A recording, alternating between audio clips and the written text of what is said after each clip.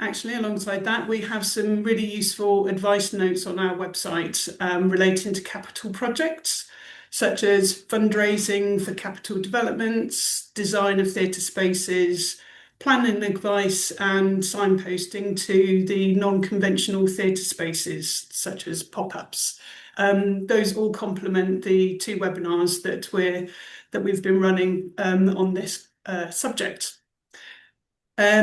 Also, we have enabled captioning for the webinar, and if you'd like to make use of this, please select the live transcript, which is the small CC button on your Zoom toolbar. If you have any technical issues, please use the chat box to send your message, but do send it directly to Theatres Trust host rather than to everyone. And a member of our team will do their best to assist you. We've got a very packed session this afternoon, so we will aim to finish at 1 o'clock, after which we will have up to 30 minutes for audience questions. So please, we do invite you to type your comments and questions into the chat where relevant, and please indicate which speaker your query is directed at. So, I believe we've already started recording. So at the end of this section, I will do a brief pause, which might feel like it goes on for a bit too long, before we go into the Q&A. So just do bear with us whilst we do that.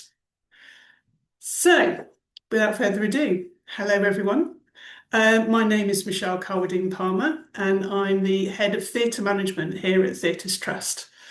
I'd like to welcome you all to today's webinar, which has been made possible by work with the Sylvia Wadilla Foundation, which is part of a twin set offering introductory guidance for UK theatres that are preparing for a capital development, whether that's in the near future or as part of a long-term ambition.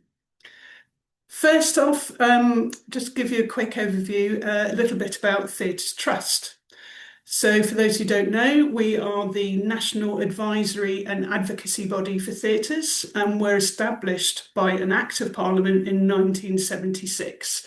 For the eagle-eyed, you'll appreciate that this year we're celebrating our 50th anniversary, so do look out for announcements. So we strive to protect and support all of the UK's theatres, and that legislation is unique to the UK. And we are the only organisation empowered by law to support the whole theatre sector. We champion the future of live performance and support theatre owners and operators to develop best practice in both building design and management. And we do this by impartial advice that draws on our in-house expertise, as well as a pool of experts based across the UK. Also through grant-giving programmes that support theatres to be more inclusive, sustainable and fit for modern audiences and performances. And also we represent the interests of the theatre sector to local and national government. So Theatres Trust has worked with small and large theatres across the UK for many years and understands that capital development can be a daunting prospect and process. They take years of planning, for one thing. They require a lot of specialist support and are incredibly resource intensive.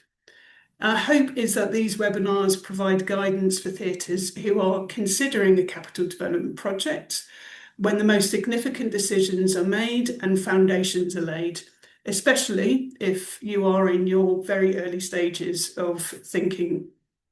So in today's webinar, we will hear directly from representatives at two funding bodies about some of the ways theatres can optimise their fundraising efforts and guidance on new capital funding frameworks. We will also hear top tips for how to prepare to be a client from a leading multidisciplinary consultancy and get some first-hand insights from one of the UK's most recent major capital development projects. So without further ado, let me introduce you to the first talk, which is by Andrew Roberts, who is the Chief Operating Officer at Theatre Clwyd. who acted as the client representative for the organisation's 50 million capital redevelopment. Andrew will touch on the importance of a vision, why preparation and engagement is key, the challenges of continued operation, impact, and managing uncertainty, and all within 15 minutes. So no pressure, Andrew, but over to you. Thanks, Michelle, and good afternoon, everyone. So, as Michelle said, I have had the fortune of being I am the Chief Operating Officer here at Theatre Clwyd, and more importantly, had the privilege of being the client representative on our incredible £50 million redevelopment of our brilliantly bonkers building on a hill in what is a very windy North Wales today. I joined the organisation in 2016, a point it was going through significant change, and my role at that point was the Director of Operations, which did include becoming the client rep in 2018.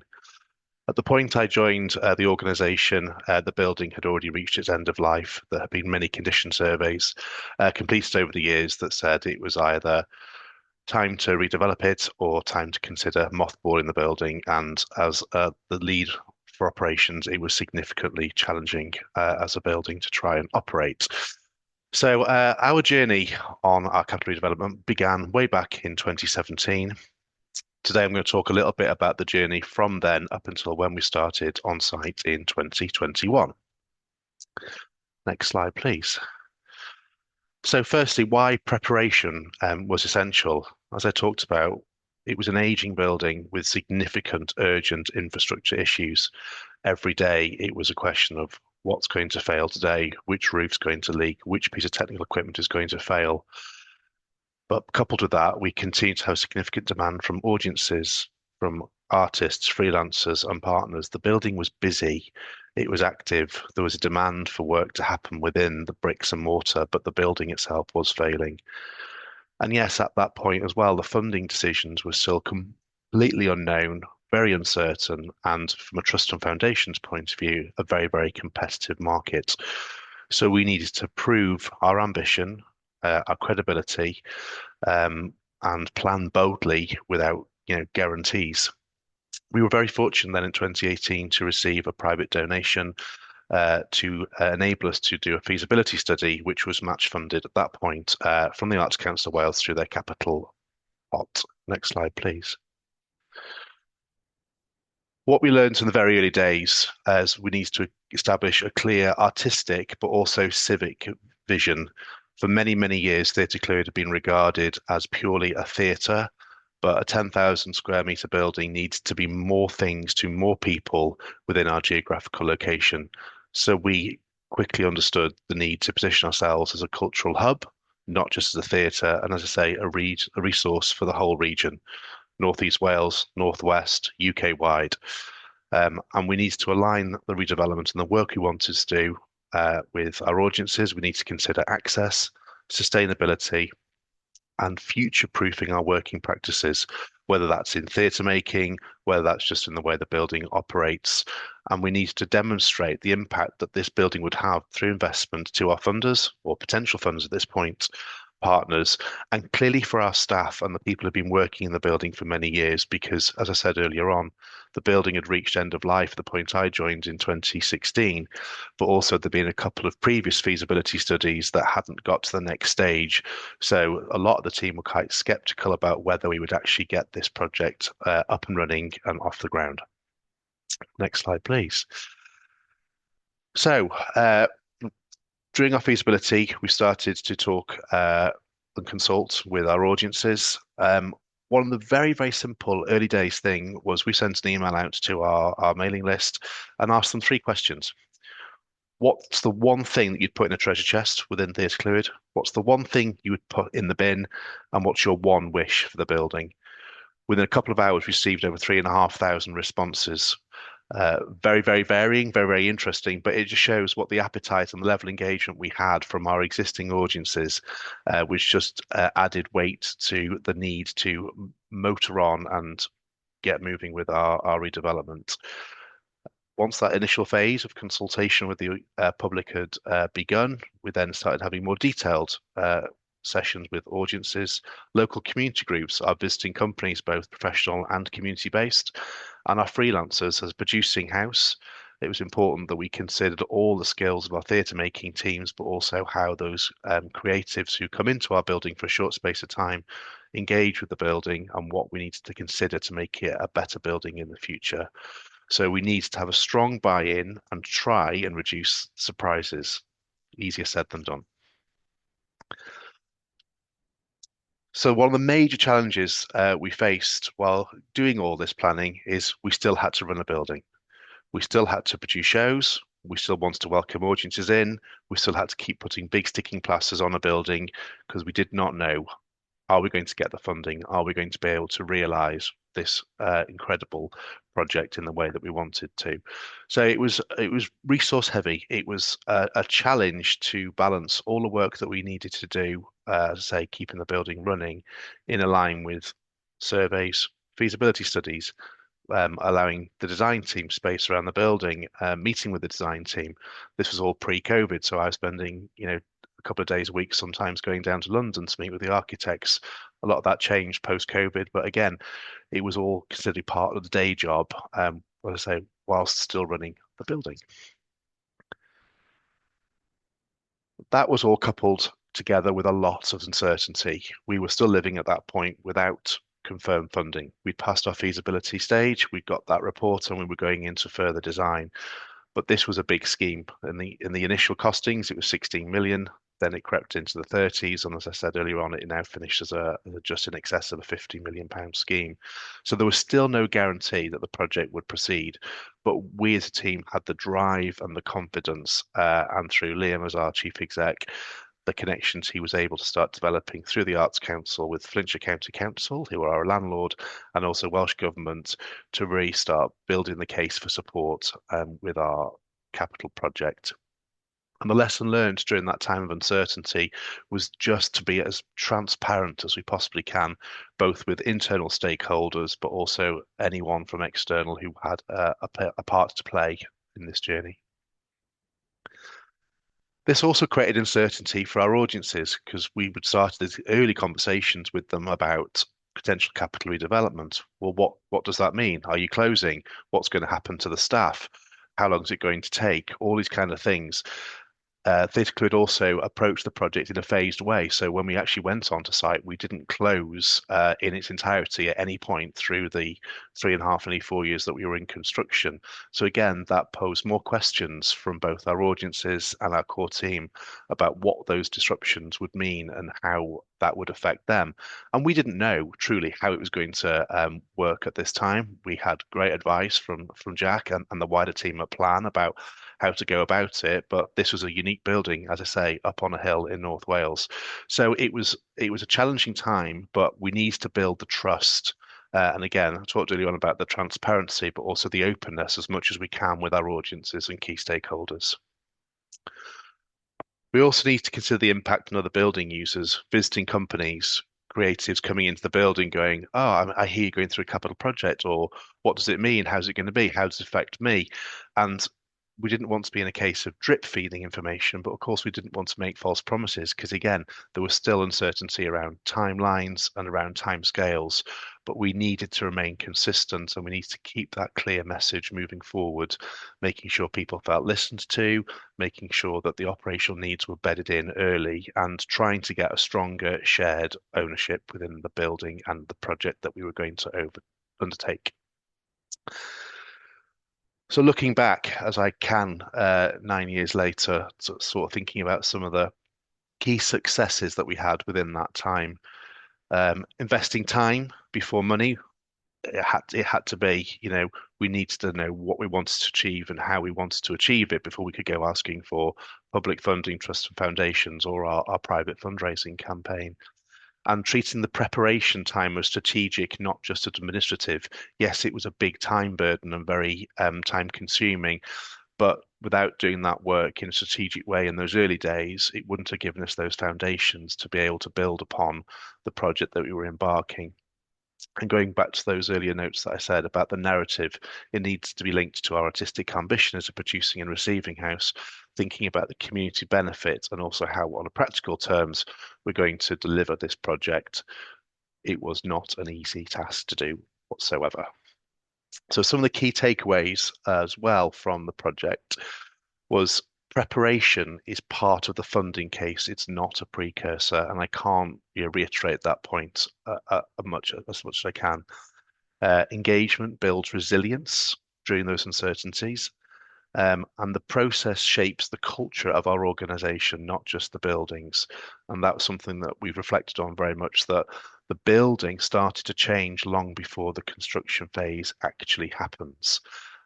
Because we've been talking to the staff team, we've been talking to stakeholders many times about how the building would operate, both in terms of its structure, the type of programming, but also the culture, the environmental way the building was going to operate. So it was highly anticipated during that design phase and that pre-funding phase, but we definitely noticed that the building started to change long before construction appeared with us.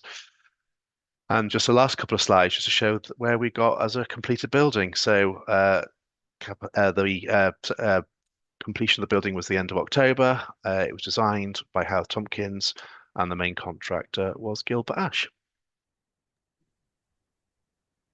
That's tremendous. Thanks, Andrew. And it is, if you haven't been, an incredible achievement. It looks absolutely spectacular. Had the privilege of going around it with Liam in the summer. So yeah, tremendous work. Well done. So on to the second presentation, which will be delivered by Jack Tilbury, the Director of Plan, who founded the company in 2011, specifically to help theatre clients run capital projects. Since then, Jack has led projects for a number of UK theatres, including Theatre Clwyd, and is recognised as a leading expert in the field of arts capital project management, providing strategic advice to a wide range of organisations, from pub theatres to national governments. Going to hand over to Jack, who will provide some top tips on how to prepare to be a client. Over to you, Jack. Thank you, Michelle. I have been asked to speak for no more than 6 or 7 minutes on something I could quite happily speak for 6 or 7 weeks on, but I will jump in and try and cover some of the key early considerations that I think as a client you should be thinking of. So first of all, building record information. When you first get to meet your design team, your architect, your electrical engineers, they will come to you with a very long list of questions. And as much of this as you can get ready in advance saves a lot of time during the design phase. I'll rattle through some of the issues that you might want to look at, but initially you should be considering your legal situation. Do you own the building? Does your lease allow you to make changes to your building? Do you need a license? Do you need permission from the landlord? Is the landlord the local authority? Are there way leaves? Are there restrictions on the site? Do you own the car park? Is the alley next door outside the fire exit, covered by someone else? So that very, very simple, basic sort of outline of legal position is really good to try and get established. You can talk to a local solicitor, get them to run searches like you would if you're selling your house. Following that, just as much information as you can gather together about your building. So do you have utility bills? Do you have CAD plans? Do you have record drawings? Most theatre buildings have been altered over time. You may have had 3 or 4 other capital projects that happened sort of every 20 years over the last 100 years. Do you have any records of those? Do you know when they were carried out? Do you know when your roof was last replaced? Do you know how old your boiler is? Do you have O&M manuals for the electrical installation? When were the dimmers changed?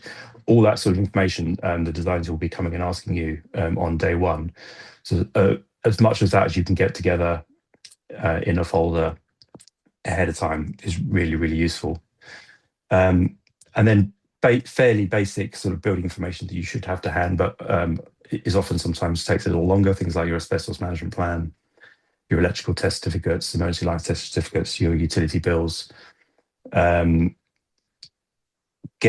and get ahead of the process in getting together as much information as you possibly can about your existing building. And it is amazing how little of that information we often find is available when we first start to talk to clients. The second one, the client team and the governance of the project. It's good to start thinking of. As Andrew was just saying at Theatre Clwyd, he started off working in operations, but became the client rep. And that's a really, really useful role to have someone within the organisation who's going to be able to lead the process and have the time to lead that. Typically for a capital project, people will set up a steering group or a subcommittee from the board that will deal with the regular sort of day-to-day governance. But it's worth talking to your board, to your chair of board, about how these big decisions are going to be made over the next 2 to 5 years. You could start by asking yourself, if we go out to tender for a design team, who's going to be sitting on the selection committee and making that decision? When you get your first set of drawings from the design team, who's going to be reviewing those drawings? Who's going to be going through them with a fine-tooth comb? Who's going to be approving them? Who's going to be issuing comments? Do you have a process of sending those drawings out to the rest of your team? How will you involve box office? How will you involve head of technical? How will you involve marketing? How is all that communication within your organisation going to be run and managed? How are you going to involve all those people? Stepping outside your organisation, sometimes the funder will need to be involved in that. If you're owned and run by a local authority, do they need to be involved in the governance process? Certainly in terms of procurement and big sort of decisions like that, you may need to get a sign-off from a funder before you can make a procurement process. That could take 2 weeks. Does it take 4 weeks? Getting ahead of those sort of decision-making process. Does your board meet regularly enough to make these decisions? If the design team's coming to you at the end of May and your board doesn't meet till July, can that decision be signed off by your project committee? That type of governance stuff is really, really useful to get ahead of. Start thinking about the board makeup, the project committee makeup. Do you have enough capital project experience on your project committee? Can you sub some other people in? Who's going to chair your project committee? Is that the chair of the board, or is that someone else, another trustee, or again, is that an external expert? That is often something that we will spend the first 6 months or so working with a client on to make sure that they are, as a client, are ready to make those decisions and can get stuff signed off.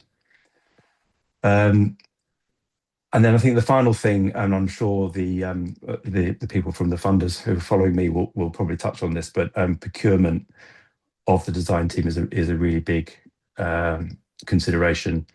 The funders will require you to go out to tender for your design team. Typically, that will be an architect or an architect-led design team. You'll also usually need a project manager. You might want a client-side project director, and then you'll need a cost consultant. And often so that would be at least sort of 3 different procurement processes. The main consideration on that is the contract sum. In other words, how much will the contract for the builder be? Are you expecting to be paying the builder 1 million, 5 million, 10 million? The reason that's important is the design team will almost inevitably quote their fees as a percentage of that contract sum. And depending on the level of that fees depends on whether you trip over the public procurement threshold for fees. If you're above that threshold, you have to go through a full public procurement process. That can easily take 5 months to run that from beginning to end. If you're below threshold, the rules can be slightly more relaxed, obviously, but you still need to go through a full, thorough and transparent procurement process, and that could still take 4 months or so.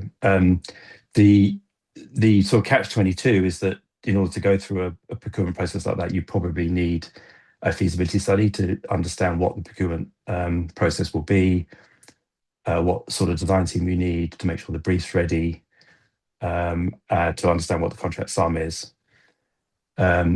So that, and you might need some help running that public procurement process, such as a project manager. So typically what will happen is a client will try and find some money to run a small feasibility study. Sometimes that is procured, sometimes it's not procured, depending on your own sort of internal procurement thresholds.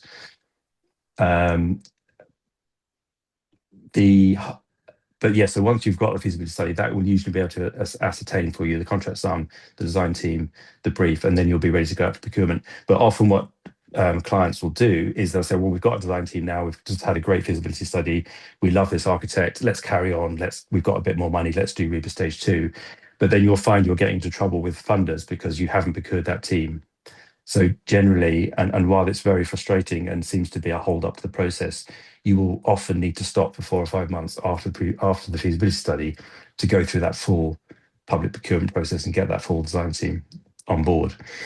It is, however, worth doing it at that point and doing it fully for the design team to run right through to the end of the project. And another mistake sometimes made is people will procure the design team up to RIBA stage 3, up to planning, but then you again have to stop at that point because you haven't procured them through to the rest of the project. So take some advice on procurement and make sure you get that right early on. My last 30 seconds is the biggest problem with all that is the funders often won't give you any funding until you've got through RIBA 2 or RIBA 3. And so the hardest money to find is that early stage money to get the feasibility study done, to get the procurement done, so you're ready to present to the funders. And I'm sure we'll touch on that at the next stage. That's brilliant, Jack. Thank you. Yeah, some really, really important information in there, and probably things that theatres and venue operators aren't necessarily immediately thinking of when preparing to be a client. So moving on to the second half of the webinar, the next half will focus on the recent central and Welsh Government new capital funding announcements and their subsequent programmes. So I'm going to introduce you to Lindsay Rowe, who is the Senior Officer for Capital Advice and Support at Arts Council England, who will provide an overview of their programme, the context it sits within, eligibility, and some top tips for potential applicants. So over to you, Lindsay.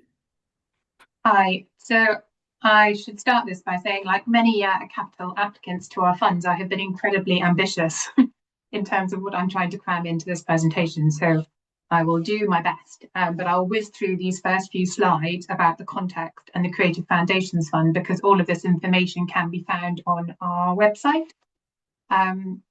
So the context is that we had some money from government. We launched the first round of the Creative Foundations Fund last spring. It's just coming to fruition now. We're going to make announcements about successful organisations by the end of this month, and also announce hopefully more information about future funding. Next slide. So this is a programme overview. It's an open access capital expenditure fund. It's focusing on existing cultural assets. It gives capital grants of between 100,000 up to 10 million. It's split into 2 strands according to how much funding you're requesting. And the capital activity has to be delivered within a 3-year period. Next slide. Brief overview of eligibility criteria. It's for not-for-profit cultural organisations based in England, so it's not for museums and libraries because we have separate capital funding programmes for those. There is a minimum partnership funding requirement, which varies according to how much funding you're requesting. It's 5% if you're strand 1, it's a minimum of 10 or 15% in strand 2. And additional eligibility criteria apply if your project fits into what we define as a building project, and I'll touch on that in a bit. Next slide, please. So this is the meat of my presentation. The first question is very high level, and this is what we're looking for as funders and what I'm looking for as an assessor of your application. So who is the project owner and which partners are helping? The applicant to the Creative Foundations Fund needs to be the organisation that is best positioned to meet the aims and outcomes of the fund. So if you're the applicant and your application is successful, the buck stops with you. A shared vision and shared ownership of the project at all levels of your organisation is essential. And if any partners are involved in delivering any aspect of your capital project, you will need to ensure that that partnership is a strong one from the start. So that means the partner's clear on their vision and their remit, clear on their role and remit, and have this shared vision of the project as you do. In summary, capital projects put all delivery partners under huge amounts of pressure. A lack of clarity around vision and roles and a lack of real ownership and accountability will undermine your project from the start and could damage your relationship with your funders. The second point, one of the most important things I'm going to say, is your application for a building project. As defined in our guidance, we consider a building project to be any project that is required to comply with statutory permissions, so planning permission, listed building consent, and building regulation. The definition is really important because building projects, as we know, are generally more complex, more risky, more costly. And so we ask applicants to provide more detailed information about these building projects to inform our assessment. Many applicants to round one of our programme comprise multiple packages of improvement works, which included sanitary facilities, heating and cooling systems, drainage systems, replacing windows and doors. And in many cases, the project involved altering or upgrading what was already there. Building regulations do apply to these sort of works, but in many cases, the applicant didn't know that because they hadn't checked. So they didn't realise their project fell under our building project definition. They didn't provide the right application information. We then questioned whether the project was eligible or not. And if it made it as far as our assessment process, we then flagged some major risks because there was a lot of information that we just simply didn't have. So in summary, when developing your project, check with the planning portal, check with your design team, check with your potential suppliers which statutory permissions apply, including building regulation. And then check the funding programme guidance to see if your project meets our definition, and then what information you need to provide as part of your application. Thirdly, who is the owner of the building and who is the operator where the project is taking place? The project owner and applicant is the organisation which is best placed to meet the aims and outcomes. So the applicant organisation must own the land or buildings where the grant will be spent, either by freehold or leasehold. It must be clear that the land or buildings can be used for the project purposes, and if leasehold, there are a number of detailed requirements that apply about the nature and duration of the lease terms. If your lease doesn't comply, you might need to undertake a deed of variation before the project can start. So the applicant needs to be a not-for-profit cultural organisation or local authority with appropriate building ownership. But if the building operator is different to the building owner, the operator of the building also needs to be a not-for-profit cultural organisation.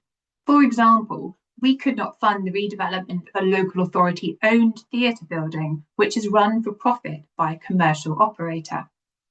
In summary, make sure your application can demonstrate appropriate building or land ownership and operation. If the ownership is via leasehold, check that the lease meets our requirements, or whether you will need to undertake a deed of variation and plan that into your timetable and costs.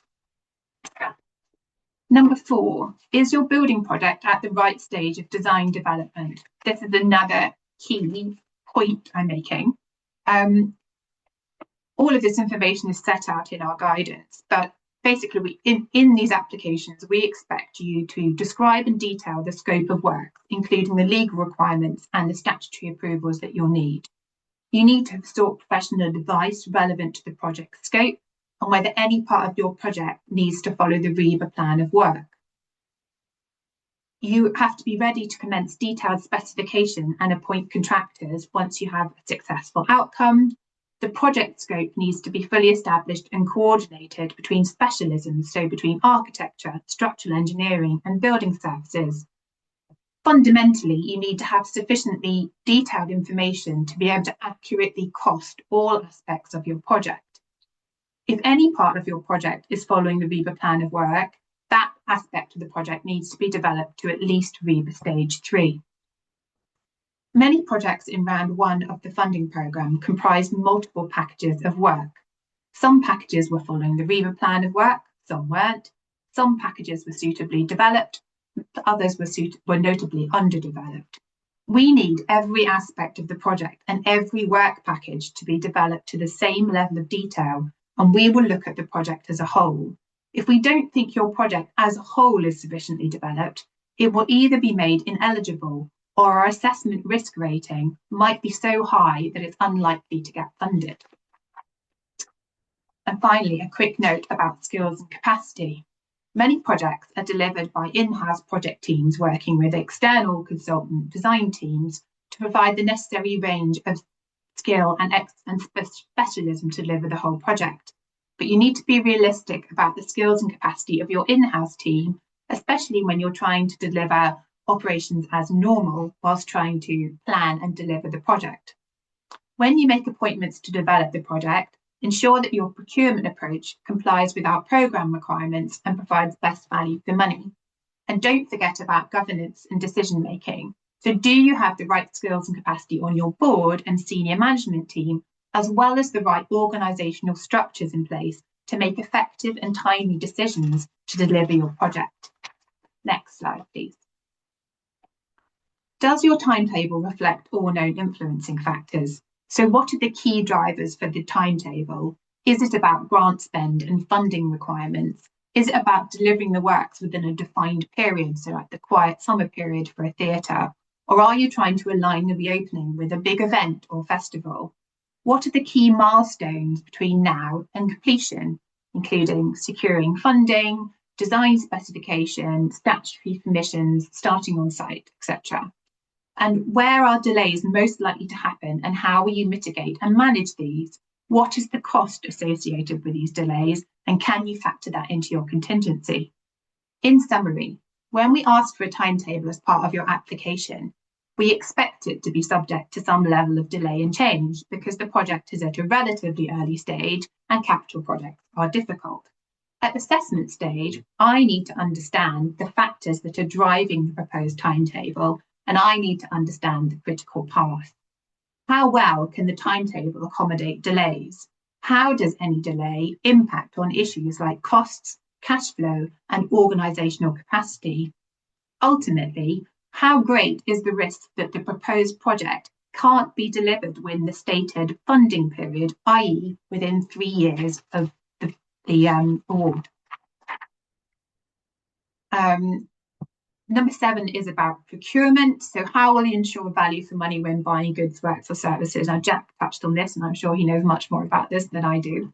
But when buying goods, works or services, you must ensure that suppliers are treated equally and that any procurement process is conducted compliantly. This includes seeking competitive quotes or tenders for all contracts over £12,000 and demonstrating value for money. We will ask you to describe your approach to procurement, not only about your proposed appointments, but about your existing appointments as part of your application. During the preparation of round 1 applications, due to the tight timetable, many consultants and services were appointed rapidly and on a short-term basis, according to their availability and/or their existing knowledge of the building or organisation. Many of these appointments are now compliant with our requirements. So when we announce the successful round 1 projects, the first thing that many of them will need to do before the project can move forward is to re-procure all such appointments in a compliant way. Otherwise, these costs won't be considered eligible and will need to be excluded from the budget. Just as a tip, the best applications I saw demonstrated full procurement compliance. The second best applications I saw demonstrated awareness of non-compliance and what they were going to do about it. In summary, competitive procurement processes take time and resource to plan and execute, but provide the best value for money for you and for the funder. It is better to build in a compliant approach from the start, rather than be obliged to re-procure at a detailed stage of project development, which causes delays and disruption and creates risk in project design and delivery approach. Number 8, how have you calculated costs and do they reflect all known influencing factors? So when we're looking at an application, we want to understand what the foundations of your proposed expenditure. This should start with a cost of condition survey and/or specialist reports, which inform your project scope, which then inform design development and specification by your design team, which then lead to cost research and testing. This all comes together to inform your cost plan prepared by a quantity surveyor or cost professional, which will also take into account things like the project timetable, i.e. inflation. The cost plan then informs the budget, which will include non-construction costs like fees and charges, client costs, contingency and VAT. A quantity surveyor or similar will bring a specialist, coherent and independent approach to your project costings and can advise on issues like inflation. When we look at your proposed expenditure, we are looking at what you have included, but also what you have excluded and why, or what you have seemingly overlooked. This gives us a strong indication of the level of project development, cost consideration and risk. We know that underdeveloped projects show more cost assumptions and exclusions, so including high-level work package costs using ballpark figures, or noting key surveys which have yet to be undertaken and which may have a significant cost impact later on. Where you have included a contingency or inflationary allocation, what is this based on, and what is your rationale? Has it been informed by your quantity surveyor and supported by your costed risk register, or is it a ballpark assumption? Number 9, how will you secure full match funding before the project start? So I'd noted that we asked for at least 5% match funding for strand 1 and at least 10 or 15% in strand 2. Your match funding can come from a variety of sources, but can't be from other Arts Council funding. Only half of your match funding can be in-kind support and the rest must be in cash. And we will ask for evidence of you having secured 100% funding as a condition of the first grant payment. So a delay in your fundraising timetable will impact on your cash flow. In summary, we expect your application to identify all sources of project income and whether these are secured or expected. If expected, we want to understand when they will be secured. We want you to demonstrate that all project funding will be secured before the project starts. What will you do if the funding strategy is unsuccessful? How will you mitigate this risk? And have you explained that rationale? Also, cash flow. How will you manage the flow of expenditure versus income? What are the funding mechanisms you need to put in place to manage this flow? So that might be temporary use of reserves or a bank loan or underwriting from a local authority.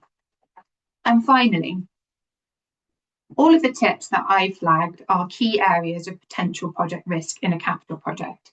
We need to understand that you understand what those project risks are applying to your project.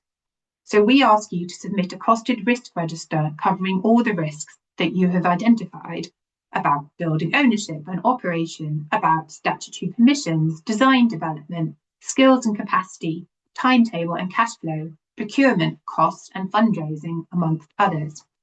It should include the risk, the impact on your project if the risk happens, how much the risk might cost to deal with, how you can mitigate it or manage it, and the person responsible for dealing with it. In summary, we expect you to provide a comprehensive costed risk register which covers the development and the delivery stage of your project, as well as the impact on your organisation and its operations during the timeline. We are looking for meaningful consideration of a wide range of risks and how you will mitigate them. Your project team should be involved in identifying these risks, and the risk register should be a working document that is regularly updated. Often the only way to mitigate risk is through time, i.e. timetable delays, or money, or both. We will look at your timetable to assess the likely delays and how much flex there is to accommodate them.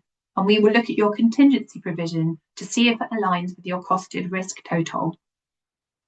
Sorry, that was a lot of information, but that is the end. Thank you.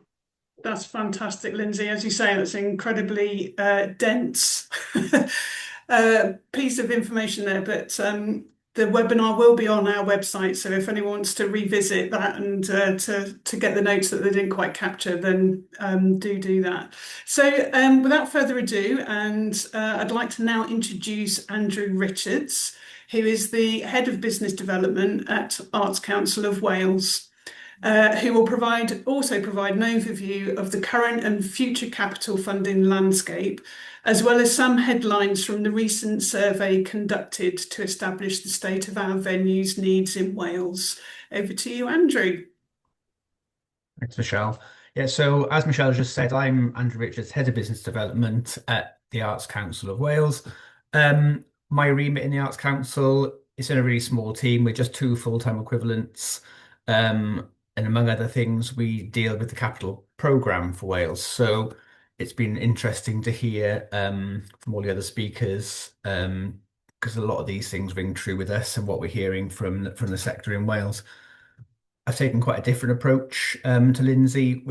I'm focusing more on a consultation and what our future priorities might be and where we're going with our capital program rather than process. So that's probably as well quite useful to avoid me repeating some stuff which probably overlaps quite a lot with the Arts Council England processes. I think that was one of the questions in the chat too. So yeah, we don't have a huge amount of time here. So since we're reflecting on discussions with sector had with the sector in Wales, it's a chance for me just to let you know what we've been doing, how this has changed from previous years, what we're doing to make sure we can help the sector become stronger going forward. So we're at the start of quite a period of significant change for us in the way we fund the sector, particularly in terms of capital funding. And I don't imagine that what I say will hold too many surprises, but I would be interested to hear if you've got any comments on your experiences as well as your application processes or where you think priorities might lie.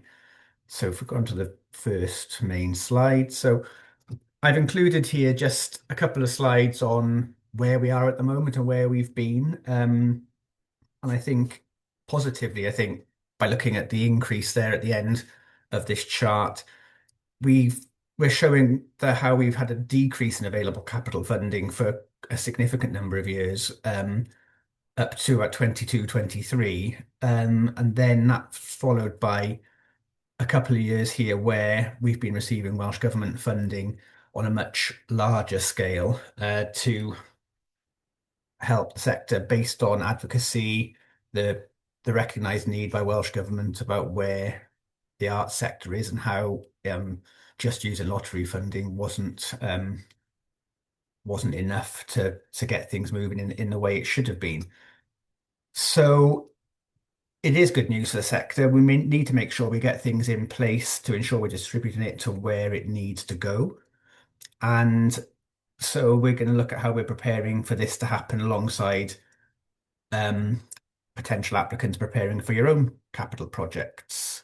So the next slide also just shows, it might be a bit small, but shows some interesting data for us to see the same thing I think was probably talked about within England and how there's a London focus.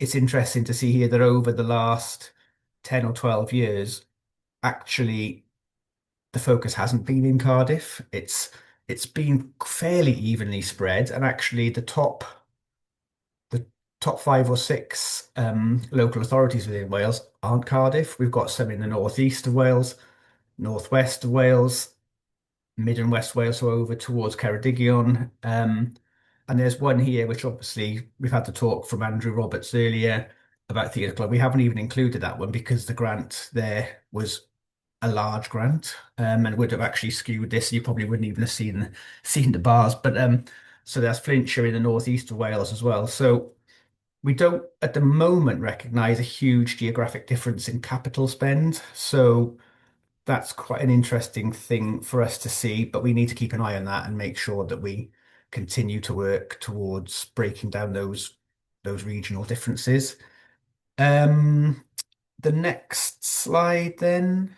So actually it's the next one again. So in order to advocate for funding, as well as to obviously help us in our application and assessment process, we recognise the need to develop a revised strategic framework for capital funding, and we really wanted to do this together with the sector rather than just in isolation. So we took a two-pronged approach to speaking with the sector. So we gave as many people a chance to talk to us in the way they felt worked for them.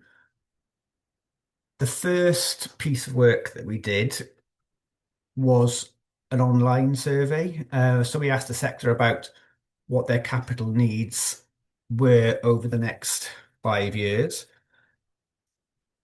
95% of venue-based organisations and 65% of non-venue-based respondents said they needed funding, which, considering we were doing a capital-based survey, I suppose it's not hugely surprising, but it it does show that we were getting people saying that they didn't need it. The key takeaway from this, though, was that the total anticipated requirement by the sector was nearly £200 million, which in a Wales context is significant. That's 20 times what we received to distribute this year. So we need to caveat this by saying this doesn't necessarily mean that the respondents need all this funding from us, but it does just show that there's a really big need within the sector. If you can see the pie chart there, you can see there's a significant number of organisations, so 19 organisations there needing between 1 million and 10 million pounds, and 13 of those looking at needing over 10 million pound towards their projects. These are probably figures that we couldn't do with the current level of funding we have without working with other funders, including Welsh Government in our case, and some of the other larger trusts and foundations, which I'll go into a bit later on. The next slide then shows, go to the next slide. Yeah, we had an interesting response then to which areas respondents felt were a priority for them.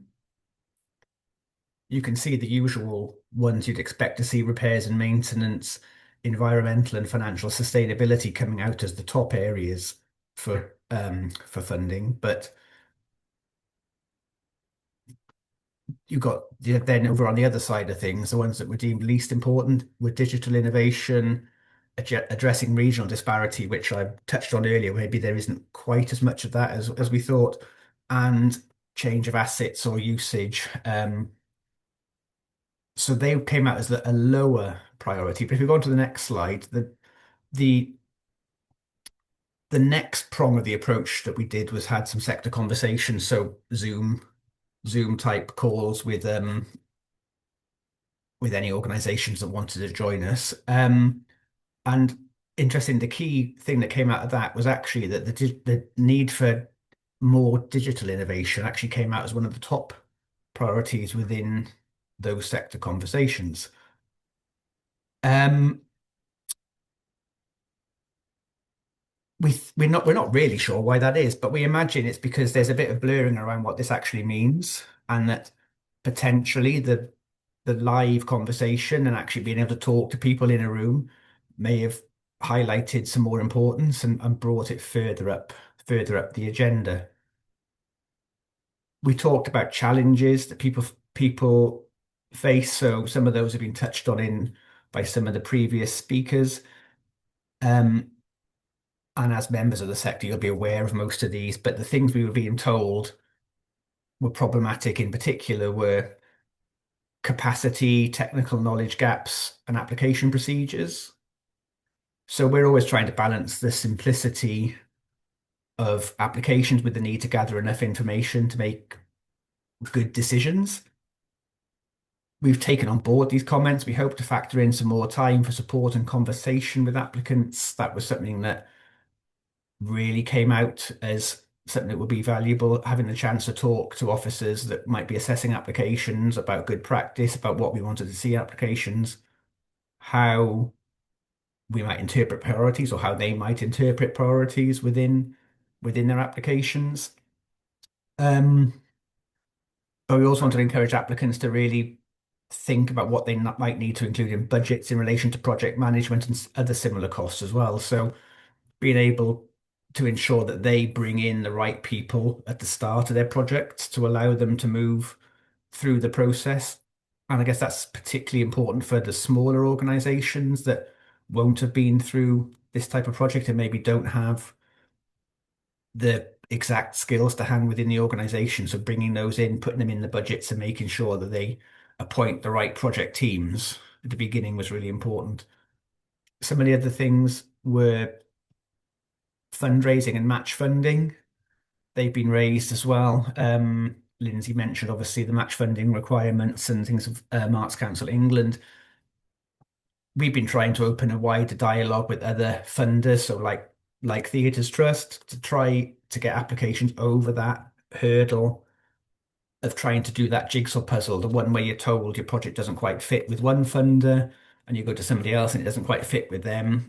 We're trying to get to a point where we can be talking to each other more so we can talk about those projects and try and help you put those pieces of the jigsaw puzzle together rather than having to go completely independently to separate funding bodies, even if we know that on an individual basis we can't fund your whole gap in funding. Procurement timeframes and the need to spend in year, which is a particular issue for us at the moment, where our funding that we're offering has to be spent within year with quite little flexibility. So we're recommending that, especially with that problem in mind, we recommend that you line up those procurement processes so you get things ready. I think I know Andrew's mentioned about procurement. I think, well, we've all mentioned procurement, I think, during our talks. So getting those lined up can be a real positive for us. It can make things move much more quickly once you get funding. Just thinking about it beforehand and hopefully us being able on hand to talk to you more about that during the application process can help that run a bit more smoothly as well. So the next slide then, which is the last of the main slides. So this goes into where our thinking is at the moment. And in particular, we've been firming up a number of priorities within those conversations we've had with the sector and using the knowledge that we've gained from the data we've collected over the previous years. So the priorities we're looking at the moment are the obvious ones of looking at urgent repairs and maintenance, but other key areas like future-proofing venues, making sure that venues are ready for what's coming over the next 10 years, the changes in technology, which links on to the digital innovation, thinking about what we've been calling at the moment creative communities, and really importantly, and people have asked us why we didn't have these as a priority when we've been talking in some of the sessions, cross-cutting themes of accessibility and financial and environmental sustainability that we feel should cut across all applications and shouldn't be an individual priority. We're looking at splitting out larger and smaller grants. We're still thinking about the levels of those, but because of our in-year spend, we need to do one early large grant application round, but we'll offer a number of opportunities to apply for smaller grants during the year. Timelines are still under construction. We've got some draft budget commitments, but in Wales, we're shortly going to a pre-election period for Welsh Government Senedd elections, but we're hoping to announce priorities in the next few weeks and launch as soon as possible after the elections. The application process needs to take account of the time pressures we've got for in-year spend. We've managed to negotiate this in the current year. It's been quite challenging for us and particularly for the organisations that need to spend the money, but we're trying to build in more flexibility in future years. And another thing is we're also looking at what other support we can offer that isn't a grant. So we're looking at whether we can offer or signpost organisations to loan funding or other similar vehicles for obtaining finance. So the next slide, which is just the end really, but it's been interesting times for us. The extra funding that we've had during this year has been really welcome. The work we've done with the sector over the last couple of months has helped us confirm some things which we thought we knew, but has also brought other elements to the forefront of our thinking, and hopefully will allow us to create something that works better for the sector and for us. And I guess with the name of the set of presentations being Preparing for Capital Developments, I think from our point of view, we want to help applicants do that. In particular, think about the things I've mentioned: procurement, being able to broker more relationships with other funders, keeping dialogue open during the application, and recognizing some of those really challenging timeframes. So yeah, that pretty much brings this to a close for me. But if anyone has any questions for what we're doing or how you can get in touch, obviously our remit is within Wales, but I think that the Q&A section is coming straight up after this, but you can also email me as well at andrew.richards@arts.wales. But yeah, for the moment, that's it from me. Any questions? Fantastic, Andrew. Thank you so much for that. So I just thought I'd balance it up a little bit as well. So with regards to available capital funds for Scotland and Ireland, the picture is less clear. Campaigns for the Arts and Culture Council in Scotland are lobbying for a higher overall cultural budget in both nations, which includes capital for Scotland, but Northern Ireland's focus being currently on revenue funds. However, do take a look at avenues such as the Wolfson Foundation, Historic Environment Scotland, and the Architectural Heritage Fund, who also provide loan options that can help with cash flowing capital projects, as do the Community Builders Fund. We'll also be sending out an updated capital fundraising advice note in due course, and some of those links will be in there too. So do take a look at that. So that just leaves me to say a big thank you to all of our speakers today for giving up their time and sharing their perspectives and experiences. I mean, personally, I found presentations incredibly insightful, helpful, and practical, which is really useful. All providing really useful guidance in preparing well for a capital project before the first digger even moves on site. So thank you again to our speakers, and thank you for joining us on this webinar.